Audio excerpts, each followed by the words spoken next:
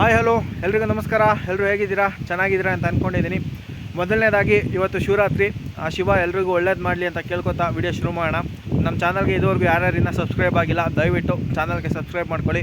ಪಕ್ಕದಲ್ಲಿರೋ ಬೆಲ್ಲೈಕನ್ನ ಕ್ಲಿಕ್ ಮಾಡಿ ಸಪೋರ್ಟ್ ಮಾಡಿ. ನಿನ್ನೆ ನಡೆದಂಥ match Gujarat versus DC match ಹೆಂಗಿದ್ದಪ್ಪ ಅಂದರೆ ಒನ್ ಸೈಡೆಡ್ ಮ್ಯಾಚ್ ಮಾಡಾಕಿದ್ರು DC ಅವರು. ಅದನ್ನೆಲ್ಲ ಮಾತಾಡೋಣ.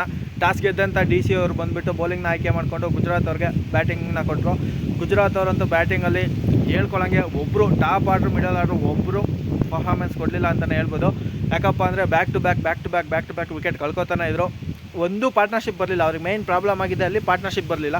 ಯಾವುದೇ ಒಬ್ಬ ಬ್ಯಾಟ್ಸ್ಮನ್ ಕೂಡ ಹೇಳ್ಕೊಳ್ಳೋಂಗೆ ಪರ್ಫಾರ್ಮೆನ್ಸ್ ಕೊಡಲಿಲ್ಲ. ಯಾಕಂದರೆ ಬೌಲಿಂಗು ಅದ್ಭುತವಾಗಿ ಮಾಡಿದರು. ಮೆಗ್ಲಾನಿಂಗ್ ಕ್ಯಾಪ್ಟನ್ಸಿ ಅದ್ಭುತವಾಗಿತ್ತು ಅಂತಲೇ ಹೇಳ್ಬೋದು. ಯಾಕಪ್ಪ ಅಂದರೆ ಸ್ಪಿನ್ನರ್ನ ಸ್ಟಾರ್ಟಿಂಗ್ ಅಂತೂ ತರಲೇ ಇಲ್ಲ.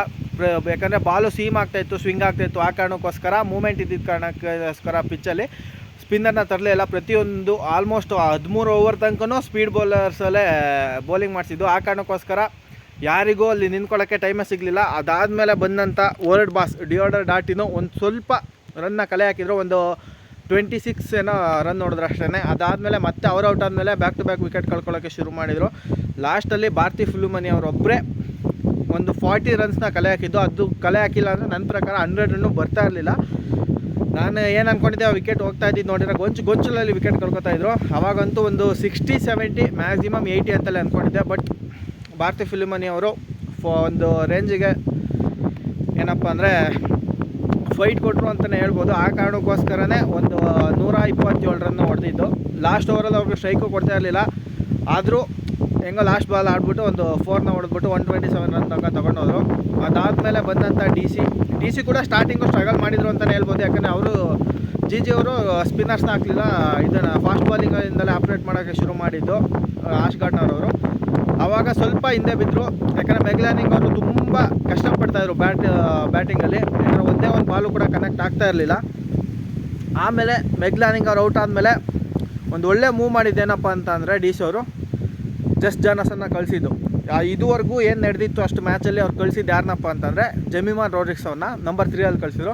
ಬಟ್ ಈ ಮ್ಯಾಚಲ್ಲಿ ಪ್ರಮೋಷನ್ ಕೊಟ್ಬಿಟ್ಟು ಜಸ್ಟ್ ಜಾನಸನ್ ಅವ್ರನ್ನ ಕಳಿಸಿದ್ರು. ಅದ್ಭುತವಾಗಿ ಆಡಿದರು. ಅವ್ರು ಬಂದಿದ್ದರಿಂದನೇ ಆಲ್ಮೋಸ್ಟ್ ಸ್ಟ್ರಗಲ್ ಸ್ವಲ್ಪ ನಿಂತ್ಕೊತು ಅಂತ ಹೇಳ್ಬೋದು. ಯಾಕಂದರೆ ಅವ್ರು ಬಂದರೂ ಕೂಡ ಶಫಾಲಿ ವರ್ಮ ಅವರು ಬಾಲ್ನ ಕನೆಕ್ಟ್ ಮಾಡೋಕ್ಕೆ ಕಷ್ಟಪಡ್ತಾನೆ ಇದ್ದರು. ಟಾಪ್ ಎಡ್ಜ್ಗಳಾಗ್ತಾಯಿತ್ತು, ಇನ್ನರ್ ಎಡ್ಜ್ಗಳಾಗ್ತಾಯಿತ್ತು. ಬಟ್ ಅಷ್ಟು ಚೆನ್ನಾಗಿ ಬಾಲ್ನ ಕನೆಕ್ಟ್ ಮಾಡ್ತಾ ಇರಲಿಲ್ಲ. ಅವ್ರು ಬಂದು ಯಾವಾಗ 6-4 ಹೊಡೆಯೋಕ್ಕೆ ಸ್ಟಾರ್ಟ್ ಮಾಡಿದ್ರು, ಮಿಡಲ್ ಆಫ್ ದಿ ಬ್ಯಾಟಲ್ಲಿ ಯಾವಾಗ ಹೊಡೆಯೋಕ್ಕೆ ಸ್ಟಾರ್ಟ್ ಮಾಡಿದ್ರು, ಶಫಾಲಿ ವರ್ಮನೂ ಕೇಳೋಂಗಿಲ್ಲ. ಆಮೇಲಂತೂ ಆಶ್ ಗಾರ್ಡ್ನರನ್ನು ತರಾಟೆಗೆ ತಗೊಂಡ್ರು ಶಫಾಲಿ ವರ್ಮ ಕೂಡ. ಅವರು ಕೂಡ 44 ರನ್ನ ಹೊಡೆದು ಔಟ್ ಆದರು. ಅದಾದಮೇಲೆ ಜಮೀಮಾ ರೋಡ್ರಿಕ್ಸ್ ಹಿಂಗೆ ಬಂದರು, ಹಂಗೆ ಹೋದರು. ಅದಾದಮೇಲೆ ಸದರ್ಲ್ಯಾಂಡ್ ಕೂಡ ಹಿಂಗೆ ಬಂದರು, ಹೋದರು. ಬಟ್ ಜಸ್ಟ್ ಜಾನಸನ್ ಅವರು ಕೊನೆ ತನಕ ನಿಂತ್ಕೊಂಡು ಮ್ಯಾಚ್ನ ಮುಗಿಸ್ಕೊಟ್ರು ಅಂತಲೇ ಹೇಳ್ಬೋದು. ಪ್ಲೇಯರ್ ಆಫ್ ದಿ ಮ್ಯಾಚ್ ನನ್ನ ಪ್ರಕಾರ ಅವ್ರಿಗೆ ಕೊಡಬೇಕಿತ್ತು, ಅವ್ರಿಗೆ ಕೊಟ್ಟಿದ್ದಾರೆ ಜಸ್ಟ್ ಜಾನಸನ್ ಅವರು. DC ಆಲ್ಮೋಸ್ಟ್ ಮತ್ತೆ ದಾರಿಗೆ ಬಂದಿದೆ ಅಂತಲೇ ಹೇಳ್ಬೋದು ವಿನ್ನಿಂಗ್ಗೆ. ಬಟ್ ಗುಜರಾತ್ ಅವರು ಕಳೆದು ಹೋಗ್ತವ್ರೆ. ಯಾಕಂದರೆ ಪ್ರತಿ ಸೀಸನ್ನಲ್ಲೂ ಅವರು ಸ್ಟಾರ್ಟಿಂಗ್ ಚೆನ್ನಾಗಿ ಮಾಡ್ತಾಯಿದ್ದಾರೆ, ಸ್ಟಾರ್ಟಿಂಗ್ ಮ್ಯಾಚ್ಗಳೆಲ್ಲ. ಆಮೇಲೆ ಕಳೆದು ಹೋಯ್ತವ್ರೆ. ಈ ಸತಿನೂ ಹಂಗೆ ಇರೋದು. ಒಂದೇ ಒಂದು ಮ್ಯಾಚ್, ಅದು UP ಮೇಲೆ ಗೆದ್ದಿರೋದು ಬಿಟ್ಟರೆ ಬೇರೆ ಯಾರ ಮೇಲೂ ಗೆದ್ದಿಲ್ಲ. DC ಮೇಲೂ ಗೆದ್ದಿಲ್ಲ, MI ಮೇಲೂ ಗೆದ್ದಿಲ್ಲ, ಇವತ್ತು RCB ಮೇಲೂ ಗೆದ್ದಿಲ್ಲ. ಒಂದೇ ಒಂದು ಮ್ಯಾಚ್ ಗೆದ್ದಿರೋದು UP ಮೇಲೆ ಮಾತ್ರ. ನೋಡಬೇಕು DC ಅವರು ಮತ್ತೆ ಏನಾದ್ರು ಗೆಲುವೆ ಟ್ರ್ಯಾಕಿಗೆ ಬರ್ತಾರಾ ಅಂತ. ಬಟ್ ಅವರಂತೂ ಆದಿ ಕಳ್ಕೊಂಡಾಗಿದೆ. ನನ್ನ ಪ್ರಕಾರ ಅವರು ಮತ್ತೆ ಟಾಪಿಗೆ ಬರ್ಬೋದು, ನಂಬರ್ 3 ಬರ್ಬೋದು. ಅಂದರೆ ಮಿರಾಕಲ್ ಆಗಬೇಕು ಅಂತಲೇ ಹೇಳಬೇಕು. ಈಗಂತೂ ಪಾಯಿಂಟ್ ಟೇಬಲ್ ತುಂಬ ಇಂಟ್ರೆಸ್ಟಿಂಗ್ ಆಗಿದೆ. ಈಗ ಏನು ನೆನ್ನೆ DC ಗೆದ್ಮೇಲೆ ಆಲ್ಮೋಸ್ಟ್ ಎಲ್ಲರಿಗೂ ಮುಂಬೈ ಬಿಟ್ಟರೆ ಇನ್ನು RCB, DC ಮತ್ತು UP 3 ಒಂದು ರೇಂಜಿಗೆ ಎರಡೆರಡು ಮ್ಯಾಚ್ನ ಸೋತಿರೋದ್ರಿಂದ ಸಮ ಆಗ್ತಾ ಇದ್ದಾವೆ ಅಂತಲೇ ಹೇಳ್ಬೋದು. ಈಗ DC ಆಲ್ಮೋಸ್ಟ್ ಟಾಪಿಗೆ ಹೋಗಿದೆ, ಟಾಪ್ ಆಫ್ ದಿ ಟೇಬಲಲ್ಲಿದೆ.